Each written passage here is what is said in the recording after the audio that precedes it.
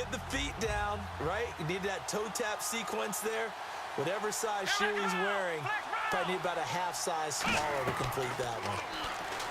Prescott to throw it. Nowhere to escape, and he goes down. Lorenzo Alexander able to disrupt yet another pass play. His third sack of the afternoon. 7th play of this drive coming up, but a long way to go on 3rd down.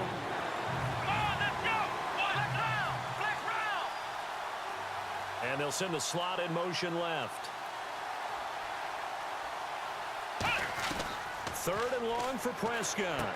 Throwing for his running back, and he's got him complete. It's a gain of 11, but they're still well short. It's 4th down. And with that last play, he's now up over that 300-yard mark. And in today's NFL, it almost feels routine. And I hate that when you talk about a 300-yard passing game. To me, 300 yards still signifies excellence, and he's achieved that in this performance.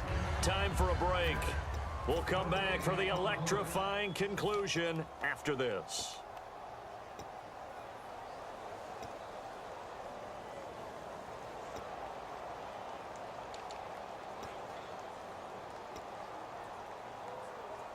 Down 7, and they've got to go for it here on 4th down.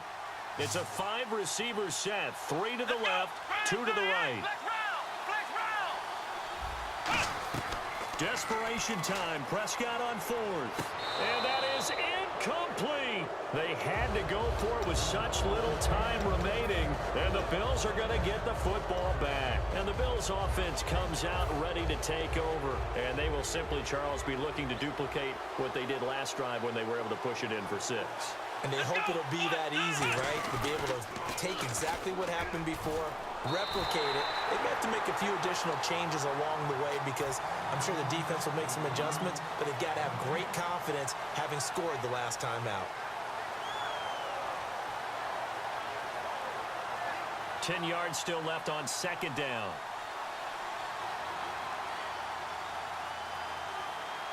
One man in the backfield. That's McCoy. And on the outside, they're playing press coverage. Let's go. Try it 38. Try it 38. Now they'll run it on the toss. And he roams across the 20 to the 24-yard line. It appears he'll be a few inches short, so 9 yards on the gain officially, and it'll be 3rd down. And now a timeout called by the Cowboys defense. It's just their first. They've got 2 more to use here in the final stages.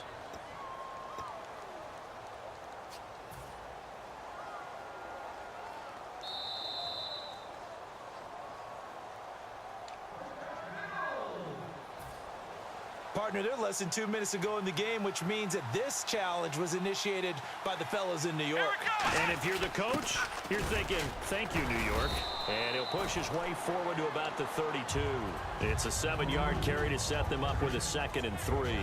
I know that every now and then we get in those meetings with coaches, and you almost want to roll your eyes when they talk about staying on schedule when they're moving the football.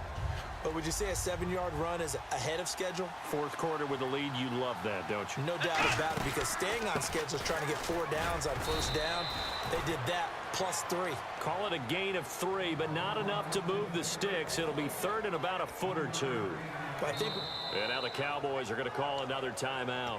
That'll leave them with just 1 remaining in this 4th quarter of play. Another pistol look here. Here's the option going right. And he'll lose yardage. Brought down at the 32. It's a loss of a full 3 yards, and it brings up 4th down.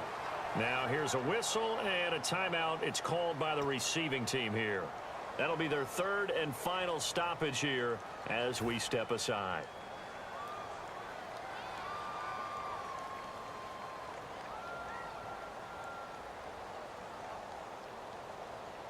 Here's Colton Schmidt now, as he's on to punt for the first time this afternoon.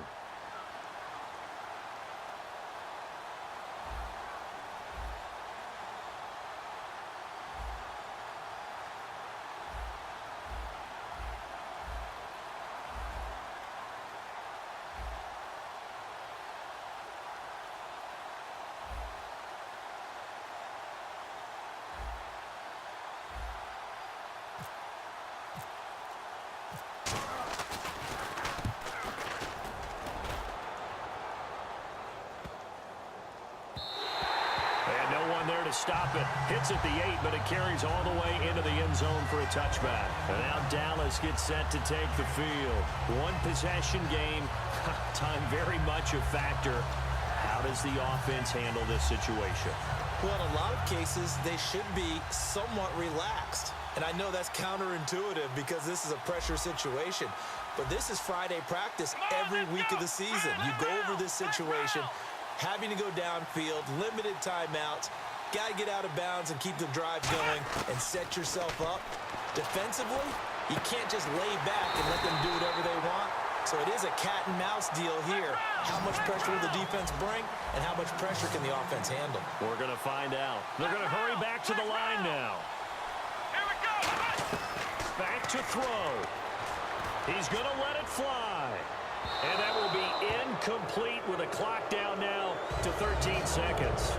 Help me out, partner. Was that incomplete? That was on a deep ball to Dez. And that's a surprise. The way he attacks the football in the air, it's always surprising to me when he doesn't complete a pass like that. They'll look to throw. And he's got his man in stride, complete. And now the Bills are going to stop it as they call a timeout. It's just their first. They've got 2 more to use here in the final stages. So here we go, 1st and 10 now. They come out 5 wide, 3 of them to the right side. Here we go. Back to throw. Now a desperation throw deep downfield. And he is across and in for the score. And now they can tie the game in the final stages with the extra point. Or they can go for 2 and go for the win. And that touchdown means a decision has to be made. Do they kick the PAT and tie it up? Or do they go for 2 and try and win it right now?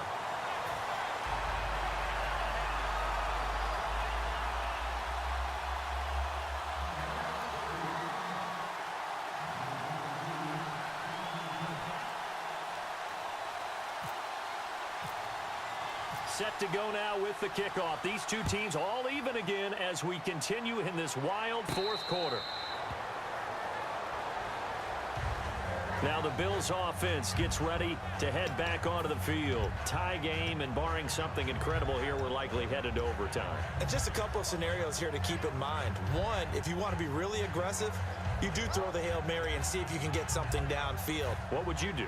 What I would do is either hand it off inside or more likely I take a knee and let the clock run out. Because if I'm back there trying to throw and a sack happens, the ball comes free, I can lose the game here. If I get to overtime, I can still win it. Let's see if they are in line with Charles Davis. And this is going to be intercepted. Picked off Byron Jones. And what an effort on the final play of regulation. All zeros on the clock, and we are headed to OT. And here in overtime, if the team that receives the ball scores a touchdown, it's over. If they don't, we can still have some more football. That's exactly right. If they go down and kick a field goal, the other team gets a possession to either match it or score a touchdown to win the ball game. If both teams kick field goals, the next team to score wins. But if the receiving team throws a pick 6 or fumbles the ball and it gets picked up by the defense and they score, the game is over at that point. Here's the Buffalo offense now as they get set to take over here. They control their own destiny here. They have the football in overtime. Obviously, a touchdown would win it. And I think teams around the league are still adjusting to the idea of going downfield, scoring a touchdown wins the game, because they were used to just going downfield and trying to get in field goal range to win a game. Still having to make that transition. Let's face it now, the ones who are doing it best know they need to go down, attack, put the ball in the end zone, and not leave it up to a field goal and give the other team a chance. Yeah, as we said, they control their own destiny now. Watkins alone on the left side. The play clock's running down. They go play action here on 1st down. He's going to fire. Oh, and it's intercepted. Picked off Byron Jones. And he'll bring this one back to the 29. And now here come the Cowboys. Their defense did its job, got the stop. All they need is 3, and this is over. Couldn't have done much else other than score themselves and end it. But they turned it back over to him, and now all they need is a field goal to win the game. An excellent job by the defense. Can the offense finish things off? Yeah, part 1 is done, now part 2.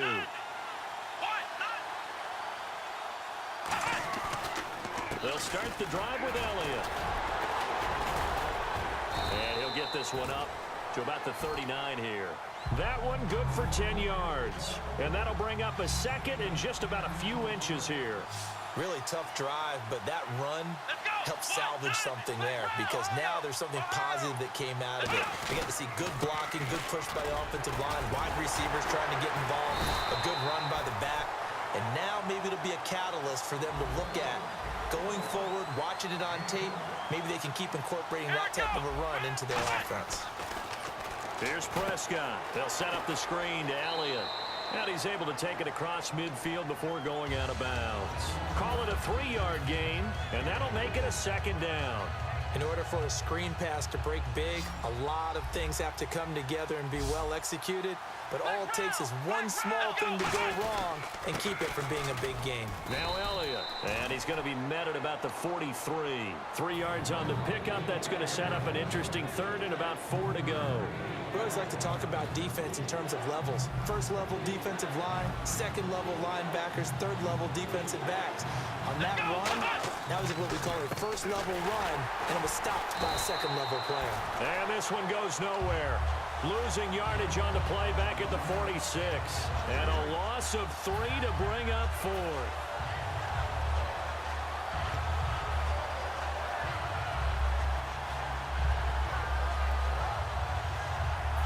Okay, so interesting here. A field goal would win this thing, but the kicking team on the sideline, and they're going for it on 4th down.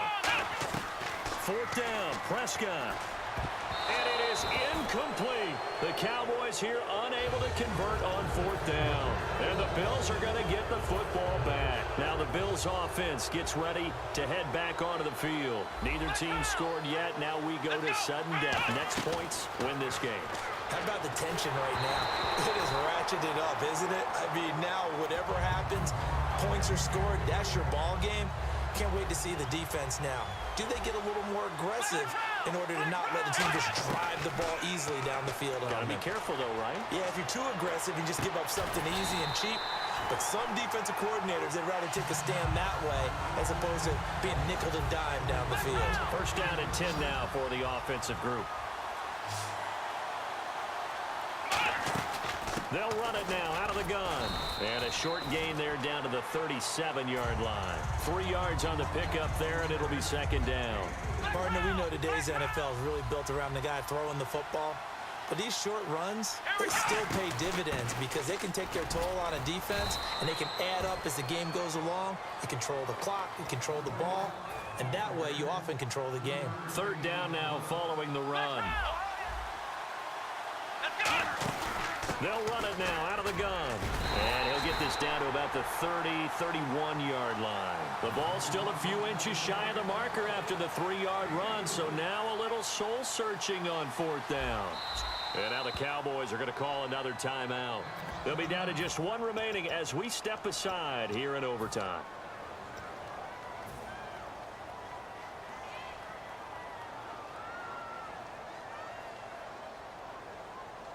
A big call here in overtime. They're going for it on 4th down. They come out 5 wide, 3 of them to the right side. He may try. Taylor hit. He lost the football. And the Cowboys have recovered. And they're going to come up empty here on 4th down. The offense for the Cowboys now working their way back onto the field. And this offense last time turned it over, went for it on 4th, didn't get it. They're lucky, though, because no points against the team on the board, but we'll see how they respond. Yeah, they've got to get a lot of credit to their defensive teammates, don't they? They had their backs on that last series, and because they did so, that allows the coach to still stay aggressive on offense and maybe go for it again in a similar situation. I was going to say, maybe makes that offense feel good when you know you've got a defense making stands like that.